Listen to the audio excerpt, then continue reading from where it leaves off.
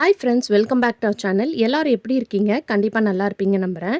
இன்றைக்கி நம்ம சேனலில் என்ன வீடியோ பார்க்க போகிறோன்னு பார்த்தீங்கன்னா, உங்கள் வீட்டில் கரப்பான்பூச்சி, எலி, பல்லி தொல்லை ரொம்ப அதிகமாக இருக்குன்னா கண்டிப்பாக இந்த வீடியோ யூஸ்ஃபுல்லாக இருக்கும். ஸ்கிப் பண்ணாமல் ஃபுல்லாக பாருங்கள்.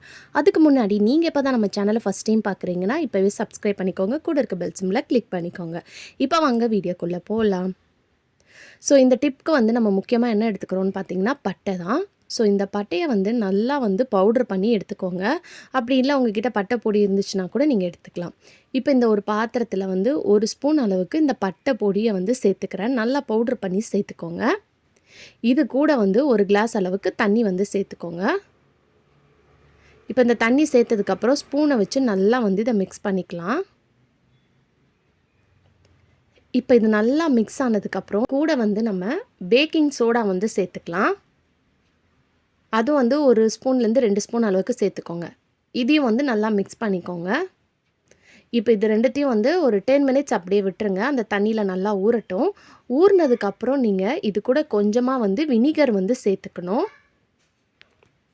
வினிகர் சேர்த்ததுக்கப்புறம் 1 ஸ்பூனை வச்சு நல்லா வந்து மிக்ஸ் பண்ணிக்கோங்க.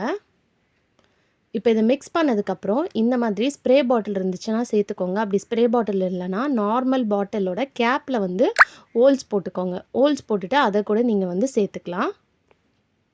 ஒரு ஸ்ப்ரே இருந்தால் போதுங்க. உங்கள் வீட்டில் அட்டகாசம் பண்ணிகிட்ருக்க இந்த கரப்பான்பூச்சி, பல்லிலாம் வந்து பார்த்திங்கன்னா வராது. இதுலேருந்து வரக்கூடிய அந்த ஸ்ட்ராங்கான ஸ்மெல்லுக்கு வந்து பார்த்திங்கன்னா அந்த கரப்பான்பூச்சி, பல்லி வராது.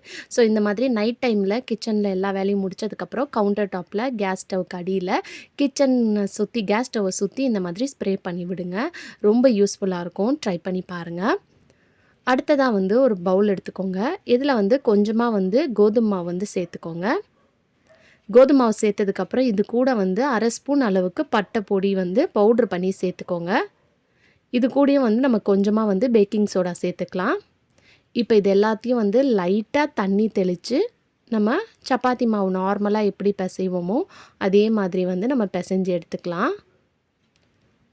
ஸோ நீங்கள் இன்றைக்கி வீடியோவில் நான் ஷேர் பண்ணியிருக்கேன் இந்த 2 மெத்தடில் எந்த மெத்தட் வேணாலும் நீங்கள் ட்ரை பண்ணலாம். ரெண்டுமே வந்து பார்த்திங்கன்னா உங்களுக்கு ரொம்ப எஃபெக்டிவாக ஒர்க் ஆகும். ஒன்று வந்து நீங்கள் லிக்விடாக தண்ணி மாதிரி ரெடி பண்ணி யூஸ் பண்ணிக்கலாம். இல்லை இந்த மாதிரி சாலிடாகவும் ரெடி பண்ணிக்கலாம். இன்னும் நீங்கள் இந்த மாதிரி அந்த ஸ்ப்ரேயர் ரெடி பண்ணிவிட்டு அதை அடிச்சுட்டு அதுக்கப்புறம் இந்த பால்ஸ் வச்சு விட்டிங்கன்னா இன்னும் உங்களுக்கு நல்லா எஃபெக்டிவாக ஒர்க் ஆகும். ஏன்னா இந்த மாதிரி சாலிடாக வைக்கும்போது எலி வந்து பார்த்திங்கன்னா சாப்பிட்டுரும். சாப்பிட்டுட்டு கண்டிப்பாக உங்கள் வீட்டு பக்கம் அதுக்கப்புறம் வரவே வராது. ஸோ இப்போ நம்ம ரெடி பண்ணி வச்சுருக்கிறத வந்து உங்களுக்கு எவ்வளோ உருண்டை வேணுமோ அதுக்கேற்ற மாதிரி பால்ஸ் மாதிரி பண்ணி எடுத்துக்கோங்க. இப்போ நம்ம ரெடி பண்ணி வச்சுருக்க இந்த பால்ஸையும் வந்து பார்த்திங்கன்னா உங்களுக்கு எலி தொல்லை ரொம்ப அதிகமாக எங்கே இருக்குதுன்னு நினைக்கிறீங்களோ அந்த இடத்துல வந்து நீங்கள் வச்சு விடலாம். ஸோ ரொம்ப எஃபெக்டிவாக ஒர்க் ஆகும். ட்ரை பண்ணி பாருங்கள். இப்போ மெயினாக வந்து ஜன்னல் வழியாக தான் வந்து எலிலாம் வந்து ரொம்ப வரும். ஸோ இந்த இடத்துல வந்து நான் வச்சு விடுறேன்.